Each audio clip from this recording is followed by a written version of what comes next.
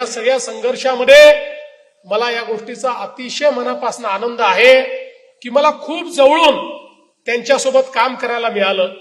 विधानसभेमध्ये विशेषतः मला एक फायदा होता, मी वयाने लहान होतो त्यामुळे मुंडे साहेब सगळी कामं मला सांगायची, कुठली गोष्ट करायची असेल तरी मला जबाबदारी द्यायची। त्यामुळे इतक्या गोष्टी त्यांच्याकडनं शिकायला मिळाल्या। एखाद्या प्रसंगामध्ये काय केलं पाहिजे, कसं उत्तर दिलं पाहिजे, कशी कुरघोडी केली पाहिजे, याची जी हातोटी त्या ठिकाणी गोपीनाथरावजींकडे होती, असे फार कमी लोक आपल्याला पाहायला मिळतात।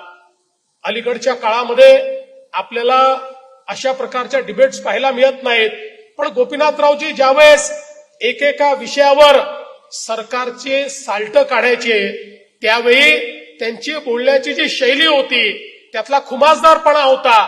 समोरच्यावर वज्राघात करत असताना देखील त्याला सहनही होत नाही आणि सांगताही येत नाही, अशी परिस्थिती ते करायचे।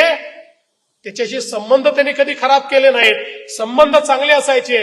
पण मी तुम्हाला सांगतो, गोपीनाथरावजींनी सगळ्यात मोठी शिकवण काय दिली, जी माझ्या जीवनामध्ये मी अनेक वर्ष पाळतो आणि पाळली आहे। आणि मला असं वाटतं की जे काही थोडं बहुत यश मला मिळालं ते त्या शिकवणीमुळे मिळालं।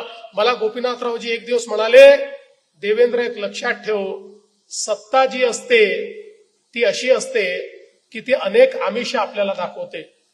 सत्ता ही अनेक वेळा आपल्याला वश करते, पण लक्षात ठेव, सत्तेशी संघर्ष करायला शिक।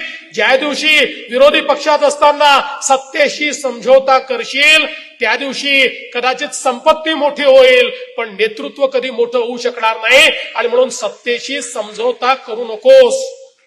आणि मी जीवनभर ते पाहिलं, जोपर्यंत विरोधी पक्षात होतो तोपर्यंत पाहिलं। मध्ये 2.5 वर्ष पुन्हा एकदा विरोधी पक्षात जायची वेळ आली, एकही दिवस सत्ता पक्षाच्या नेत्यांना झोपू दिलं नाही, कारण माझ्यासोबत गोपीनाथराव मुंडेंची शिकवण होती, सत्तेशी संघर्ष करायचा, सत्तेशी समझोता करायचा नाही। तो समझोता कधी केला नाही।